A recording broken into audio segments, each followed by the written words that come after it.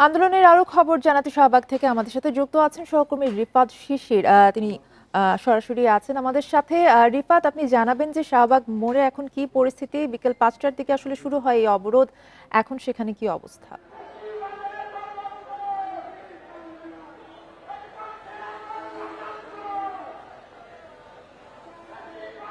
আওয়ামী লীগের নিষিদ্ধের দাবি এবং আওয়ামী লীগের দোষীদের বিচারের নিশ্চয়তার দাবিতে সন্ধ্যা অর্থাৎ বিকেল থেকেই কিন্তু যথারীতি যেই আন্দোলন চলছিল সেই আন্দোলন কিন্তু এখনো চলছে এবং তাদের একটাই দাবি যে আসলে আওয়ামী লীগের নিষিদ্ধ না করা পর্যন্ত তারা বাড়ি ফিরে যাবেন না। সেই লক্ষ্যেই কিন্তু তারা এখনো এই রাত পর্যন্ত কিন্তু তারা শাহবাগ চত্বরে অবস্থান করছেন। শুধু এনসিপি আর নয়, এনসিপির পাশাপাশি কিন্তু আরো প্রায় 10 থেকে 12টি রাজনৈতিক দল এখানে এসে উপস্থিত হয়েছেন এবং এই কারণে কিন্তু শাহবাগ চত্বরের আশপাশের যে রাস্তাগুলো সেই রাস্তাগুলো এখনো ব্লক রয়েছে এবং তাদেরটি শুনতে পাচ্ছেন স্লোগানে মুখরিত হয়েছে পুরো শাহবাগ চত্বর। তারা বলছেন যে আওয়ামী লীগের বিচার নিশ্চয়তা না পাওয়া পর্যন্ত এবং আওয়ামী লীগের নিষিদ্ধ না হওয়া পর্যন্ত এই আন্দোলন তারা চালিয়ে যাবেন। এই কারণে কিন্তু আসলে চারপাশের যে একটি সার্বিক যে পরিস্থিতি সেই পরিস্থিতি একটি থমথমে অন্যান্য জায়গায় অবস্থান করছে এবং বিভিন্ন জায়গা থেকে কিন্তু এই আন্দোলনে যোগ দিতে অনেকে এসে যুক্ত হচ্ছেন। খেলাফত মজলিস, শিবির, ইসলামী আন্দোলন বাংলাদেশ এবং আরো অন্যান্য ইসলামিক সংগঠনগুলোও কিন্তু এখানে এসে যুক্ত হয়েছেন এই আন্দোলনে।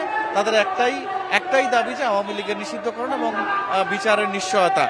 এছাড়া আমি যদি একটু বলতে চাই যে আজকে আপনি নিশ্চয়ই জানেন একটি নতুন দলের আত্মপ্রকাশ ঘটেছে, ইউনাইটেড পিপলস বাংলাদেশ। সেই দলটিও কিন্তু বিকেলে তাদের দলের আত্মপ্রকাশ শহীদ মিনারে ঘোষণা করার পর তারাও এই একই আন্দোলনে এসে যুক্ত হয়েছেন। তাদেরও দাবি অর্থাৎ এই সমবেত কণ্ঠের সাথে কিন্তু তারা এসে তাদের কণ্ঠ মিলিয়েছেন।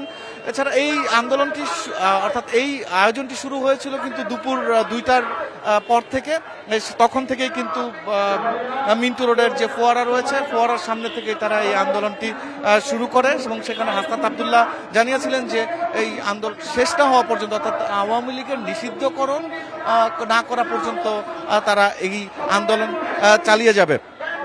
কিন্তু এখন পর্যন্ত এই আন্দোলন যে চলমান রয়েছে, চলমান আন্দোলনে কিন্তু সরকারের পক্ষ থেকে এখন পর্যন্ত কোনো নির্দেশনা বা কোনো ধরনের সাড়া মেলেনি। তারা বলছেন যে সরকারের সাড়া চাইছেন তারা, কিন্তু সরকারের পক্ষ থেকে এখন কোনো সাড়া মেলেনি। তাদের সাথে আমার কথা হয়েছে, তারা সারা রাত কাটাবেন এখানে আন্দোলন যতক্ষণ না পর্যন্ত তাদের এই দাবি মেনে নেওয়া হবে সরকারের পক্ষ থেকে, আইনি প্রক্রিয়া আওয়ামী লীগকে নিষিদ্ধ করা না হবে, তারা কিন্তু এখানে অবস্থান করবেন। রিফাত, আপনি সংবাদ সংগ্রহ করতে থাকুন, আমরা পরবর্তীতে আবারও আপনার সাথে যুক্ত হব। রিফাত শিশির জানাচ্ছিলেন শাহবাগ থেকে।